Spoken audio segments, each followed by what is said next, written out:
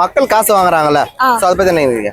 அது தப்புதான் எப்படி இருந்தாலுமே. ஏன்னா நம்ம இப்ப தேவைக்குன்னு வாங்கிக்கிறோம், அதுக்கு அடுத்தது அந்த காசு தான் நமக்கு வந்து இந்த வரி நிறைய விஷயமா செலவாயிட்டே இருக்கு. சோ நான் என்ன நினைக்கிறேன், காசு வாங்கி ஓட்டு போடாதீங்க, அது வந்து உங்களே விக்கிற மாதிரி இருக்கு. ஓகே, நீங்க காசுக்காக நீங்க என்ன வேணா பண்ற மாதிரி. நீங்க என்ன தொகுதி? நானா அம்ஜிக்கரை. ஓகே, அம்ஜிக்கரை தொகுதியில இது வரைக்கும் பார்த்தனா என்னென்ன நல்ல திட்டங்களா செஞ்சிருக்காங்க? இப்போ பஸ் ஸ்டாண்ட் போட்டிருக்காங்க, அது கூட இப்போ எலெக்ஷன் வருதுன்னு தான் போட்டிருக்காங்கன்னு நான் நினைக்கிறேன். So bus stand 2 bus stand open பண்ணியிருக்காங்க. அதுக்கப்புறம் லிஃப்ட் மாதிரி ஏதோ ஓப்பன் பண்ணியிருக்காங்க. இங்கேருந்து அங்கே போகிறதுக்கு கிராஸ் பண்ணுறதுக்கு வந்து ஈஸியாக இருக்கணும் பீப்புளுக்கு அப்படின்றதுக்காக ஓப்பன் பண்ணியிருக்காங்க. கவர்மெண்ட் ஸ்கூல் பண்ணியிருக்காங்க. ஸோ அந்த மாதிரி நினைக்கிறேன். ஸோ நல்லா தான் செஞ்சிருக்காங்களா?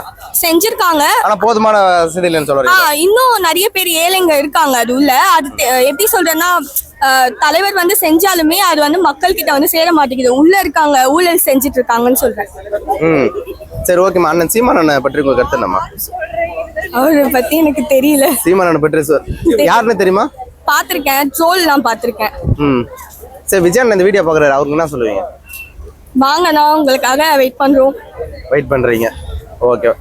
நாளைக்கு எலெக்ஷன்னாக்கா இன்னைக்கு மக்களுடைய மெயின் தட்டு வந்து எவ்வளவு காசு கொடுக்குறாங்க, அது வந்து பெரிய ஓட்டு போடுறாங்க இல்லையா? ஸோ அதை பத்தி நினைக்கிறீங்க? அதுதான் அப்கோர்ஸ் மக்கள் வந்து காசுக்காக தான் இப்போ. ஆனா எல்லா மக்களும் அப்படி சொல்ல முடியாது இல்லையா? சில பேர் வந்து அவங்களோட தேவையை யூஸ் பண்ணிக்கிறாங்க. சில கட்சிங்க, சில பேர் ஏழையா இருப்பாங்க, அவங்களுக்கு அந்த அத்தியாவசிய தேவை வந்து இருக்கும். அப்போன்னு பார்த்தா அவங்களுக்கு சுத்தமா காசு இருக்காது. ஏதோ ஒரு டீசல் போடணும், இல்லைன்னா வந்து கேஸ் வாங்கணும், சாப்பாட்டுக்கு கூட வழி இல்லாம இருப்பாங்க. ஸோ அவங்கள வந்து யூஸ் பண்ணிக்கிறாங்கன்னு நினைக்கிறேன் அந்த எலெக்ஷன் டைம்ல யூஸ் பண்ணிக்கிறாங்க. ஓகே, அது மக்கள் காசு வாங்கிட்டு அவங்களும் ஓட்டு போடாதான் நினைக்கிறாங்க.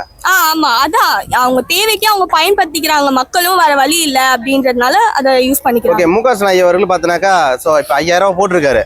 ஸோ அந்த எந்த வருஷமே இல்லாம இந்த வருஷம் போடுறதுக்கு காரணம் என்ன நினைக்கிறீங்க? அதான் 2026 எலெக்ஷன் வருது, அண்ணாவும் வராரு. அதனால இது மக்களுக்கு எல்லாருக்கும் தெரிஞ்ச ஒரு விஷயம் தானே. எலெக்ஷன் வருது, அதனாலதான் 5000 ரூபாய் போட்டிருக்காங்க. மீண்டும் பாத்தீங்கன்னா எல்லாருமே அது திமுக ஓட்டு போட நினைக்கிறாங்க இல்லையா? சோ அவங்களுக்கு என்ன சொல்ல விரும்புறீங்க? நான் என்ன நினைக்கிறேன்னா, நீங்க வந்து உங்க கண்ணை ஓபன் பண்ணி பாருங்க. நிறைய கொலை நியூஸ்ல வந்து சில பேர் போட மாட்டாங்க. நியூஸ் கேஸ்ட் ரிலேட்டடா நிறைய கொலை நடக்குது. இந்த ரிவ்யூ யூடியூபர்ஸை பார்த்துதான் நாங்களே பாக்குறோம். நிறைய கொலை, சின்ன சின்ன பசங்க எல்லாம் கொலை பண்றாங்க, சூசைட் பண்ணிக்கிறாங்க. நிறைய விஷயமா வந்து ஊழல் நடக்குது.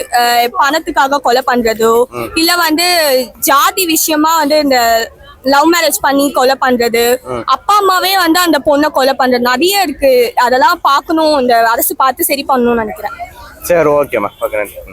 சூப்பர். போடுவாங்க, நீங்க போடு, 2-3 போடுங்க. பாருமக்கா சொல்லதா இல்ல, ஒரு ஓட்டு போட்டா 1000 ரூபாய், 3 ஓட்டு போட்டா 3000 ரூபாய் வரும்ல. பாத்தியா பாரு மக்களே. மு.க. ஸ்டாலின் போடணும், இவன் நடிக்கவனு போடணும், அப்புறம் ஜெயலலிதா கூட நிக்காரு. அவர் யாரு? எடப்பாடியா? 4 பேருக்கும் போடணுமா? போடுங்க, நாத்தாக்கும் போடுங்க. அடிச்சு போட்டுப்பேன், உதவாங்குவேன். சரி.